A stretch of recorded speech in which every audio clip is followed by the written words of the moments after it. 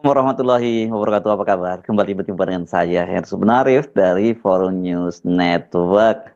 Jangan khawatir kalau sampai kemudian program makan siang gratis atau program makan siang bergizi yang disediakan oleh pemerintah itu tidak akan berlanjut karena seperti dikatakan oleh Menko Pangan kan Zulkifli Hasan, dana 71 triliun itu, anggaran 71 triliun itu hanya cukup sampai bulan Juni atau pertengahan tahun ini. Nah sekarang pemerintah itu rupanya sudah dapat jalan keluarnya. Sinyal itu disampaikan oleh Presiden Prabowo ketika dia menyampaikan pidatonya pada Munas Kadin yang berlangsung kemarin. Bersama dengan itu, Wakil Menteri Keuangan Thomas Jiwandono yang juga keponakannya Pak Prabowo menyatakan bahwa anggaran infrastruktur itu akan dipangkas dan kemudian dananya dialihkan ke makan siang gratis. Ini sesuai dengan visi yang disampaikan oleh Presiden Prabowo bahwa APBN itu akan sepenuhnya untuk digunakan untuk kesejahteraan rakyat. Ini tentu saja sangat menarik karena sebelumnya kan soal kekurangan anggaran dari makan siang gratis ini jadi mengundang kehebohan ketika Ketua DPD Sultan Najamuddin itu mengusulkan agar dibiayai dari dana zakat. Selain itu dia juga mengusulkan agar rakyat itu untuk patungan ya, untuk membantu pemerintah dalam menangani ini soal makan siang gratis, program makan siang gratis itu. Kan ini kemudian menimbulkan kehebohan karena Majelis Ulama Indonesia, Muhammadiyah dan juga NU itu langsung menolak ya, rencana atau usulan dari Sultan Najamuddin Ketua DPD ini yang menggunakan dana zakat. Kenapa? Karena zakat itu memang peruntukannya sudah cukup jelas. Ini karena berkaitan dengan syariah di dalam Islam, diatur bahwa zakat itu hanya diperuntukkan untuk 8 asnaf yang penerima, diantaranya adalah anak yatim dan juga fakir miskin.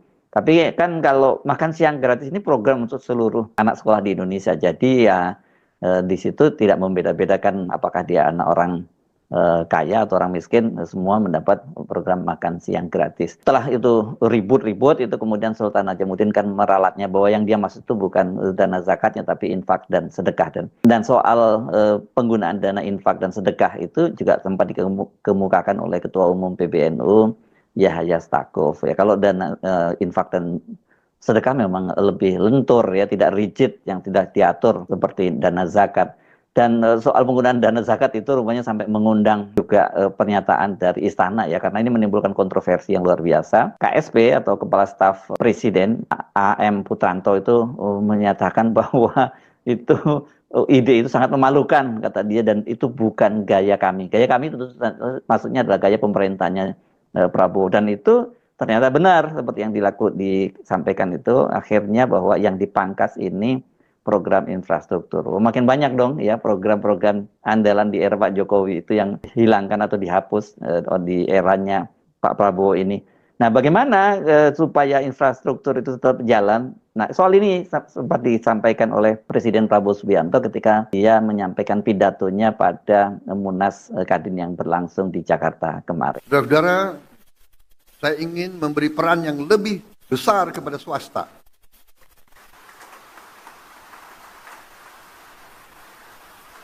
Ada yang mengatakan saya menghentikan proyek-proyek infrastruktur. Tidak benar, saya tidak menghentikan. Saya merubah. Infrastruktur akan sebagian besar saya serahkan kepada swasta untuk membangun. Swasta lebih efisien, swasta lebih inovatif, swasta lebih pengalaman, saudara-saudara sekalian. Jadi nanti jalan tol, pelabuhan, bandara, saya serahkan swasta, silakan bergerak semuanya.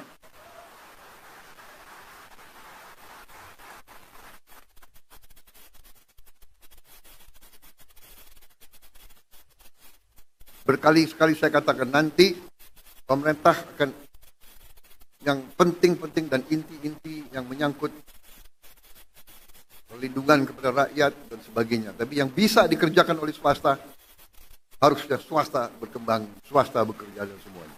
Nah ini buat apa ya? Ini merupakan jalan keluar yang sangat menarik ya, karena tadi juga seperti dikatakan oleh Thomas Jiwandono itu bahwa nggak dihapuskan ya program infrastruktur itu katanya dia hanya dipangkas. Dia tidak menyebut berapa yang dipangkas. Tapi kalau dari penjelasan Pak Prabowo tadi itu clear ya bahwa infrastruktur nanti itu sepenuhnya akan diserahkan pada swasta. Dengan kebijakan ini setidaknya dua hal yang dilakukan oleh Presiden Prabowo, atau malah tiga hal ya sebenarnya. Yang pertama, dia sudah mendapatkan jalan keluar untuk mengatasi kekurangan anggaran makan siang gratis dengan mengalihkan anggaran infrastruktur. Yang kedua itu, ini sekarang memberi peran swasta dalam pembangunan infrastruktur yang selama ini dalam eranya Pak Jokowi itu selalu dikeluhkan karena dimonopoli sepenuhnya oleh BUMN, terutama BUMN karya.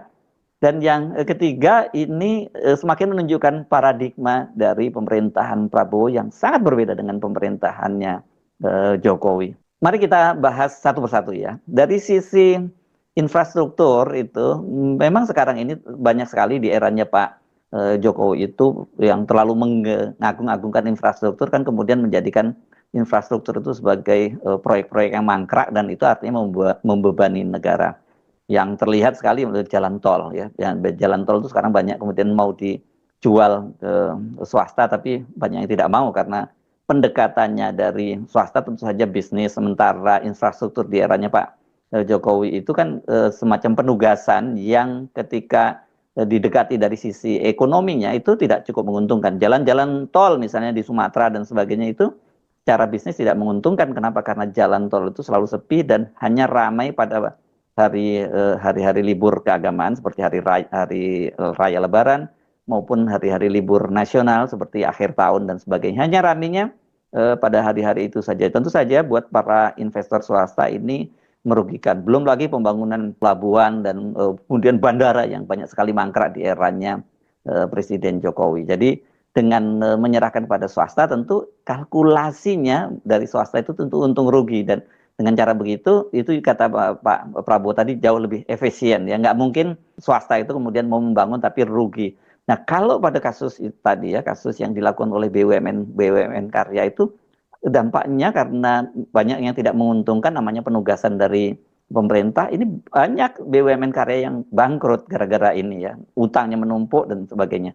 Jadi satu soal dibereskan oleh Pak Prabowo. Yang kedua, ini soal swasta yang selama ini selalu menjerit itu karena proyek-proyek infrastruktur itu sepenuhnya dimonopoli oleh BUMN. Dan ini apalagi kan kita tahu bahwa pembangunan untuk proyek infrastruktur yang dikelola oleh BUMN ini dananya dari dana utang. Misalnya kemarin ketika pembangunan Bandara Kulon Progo di Yogyakarta itu. Ketika lelang itu 10 perusahaan yang diundang itu semuanya adalah BUMN, tidak ada perusahaan swasta. Banyak kasus yang lain-lain semacam itu. Jadi kemudian banyak sekali perusahaan-perusahaan terutama kontraktor swasta itu yang bangkrut karena ya semuanya dimonopoli oleh BUMN. Nah, persoalannya buat BUMN ini selain memonopoli, mereka cara mengelolanya juga nggak efisien. Ya karena berdasarkan data-data misalnya dari PPATK, terutama misalnya kalau PPATK menyebut di proyek strategis nasional yang disebutkan bahwa sekitar 66,67% kalau tidak salah angkanya seperti itu proyek anggaran dari PSN itu masuk ke kantong para politisi dan masuk ke kantong aparatur sipil negara. Udah tahu lah tadi Pak Prabowo juga dalam pidatonya juga menyatakan dia udah tahu lah akal-akalan di negara ini ya. Coba kita dengar lagi ya yang pidato Pak Prabowo yang menyinggung soal akal-akalan tuh ya. Saya paham banyak yang tidak percaya bahwa ini bisa tercapai. Saya paham bahwa setiap organisasi, setiap institusi, apalagi yang sudah terbiasa bertahun-tahun dengan praktek-praktek tidak efisien, pemborosan, akan berusaha untuk mengakal-akalin pimpinan. Saudara-saudara, sudah saya katakan berkali-kali, saya sudah lama jadi orang Indonesia. Teknik akal-akal itu semua saya paham.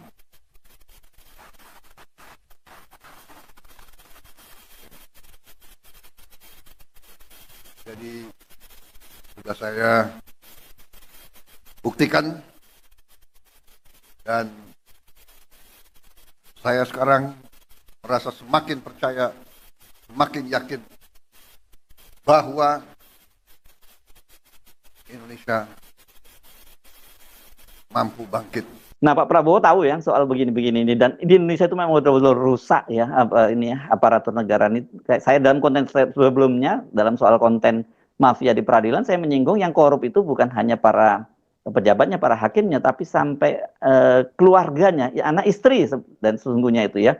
Kenapa? Karena mereka juga ikut menikmati itu dan mereka diam-diam saja. Udah tahu mereka itu pegawai negeri, tapi kok bisa kaya raya begitu dan nggak masuk akal gitu ya. Jadi ini betul-betul rusak akal-akalannya. Ini bukan hanya akal-akalan para pejabat, tapi termasuk anak istri keluar itu dan menantunya juga ikut menikmati. Jadi rusak betul lah ini negara ini. Jadi ini juga perlu diperbaiki.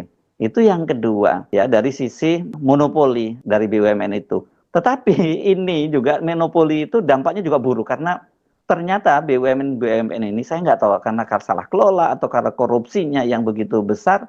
Kemudian banyak sekali subkontraktor atau yang dipekerjakan oleh BUMN itu kemudian nggak dibayar utangnya itu ya.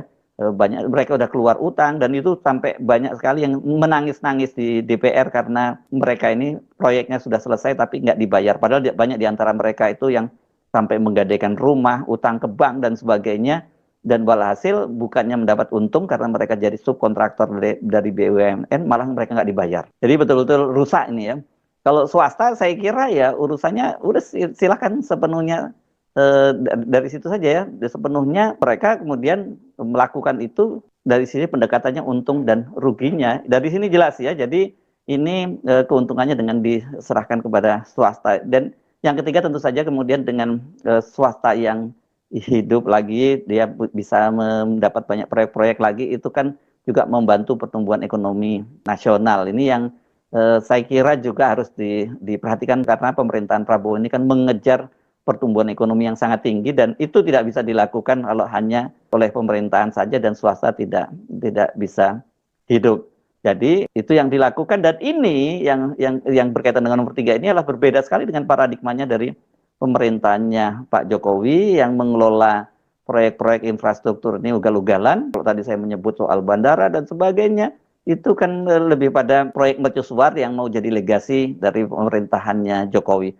Yang saya kira nanti akan menjadi monumen abadi dari mangkraknya proyek-proyek infrastruktur pemerintahannya Jokowi itu adalah ibu kota negara Nusantara. Jadi dengan cara seperti ini memang kemudian setidaknya bisa terselesaikan. Dan saya kemarin menyatakan kalau pemerintah kemudian melakukan langkah-langkah yang konkret dan dianggap positif oleh rakyat, baru sebenarnya ide dari Ketua DPD Sultan Najamuddin itu agar rakyat itu dilibatkan dalam hal ini artinya semacam crowdfunding atau patungan rakyat itu bisa dilakukan dan tapi itu tadi dilakukan yang efisiensi dulu anggaran dan kedua pemerintah memberi contoh. Saya kemarin menyebut soal bagaimana langkah yang dilakukan oleh pimpinan dan anggota Dewan Pengawas di KPK yakni memotong gaji mereka setiap bulan untuk diserahkan kepada negara misalnya diserahkan kepada lembaga pengelola zakat atau apa ke toko makan siang gratis ini bisa dilakukan ya karena ini potongan ini bukan ini saya kira ini potongannya di luar zakat ya zakat mal 2,5%. Jadi ada tambahan lagi potongan itu sukarela dan ini dijamin tidak akan membuat miskin bangsa dan negara itu.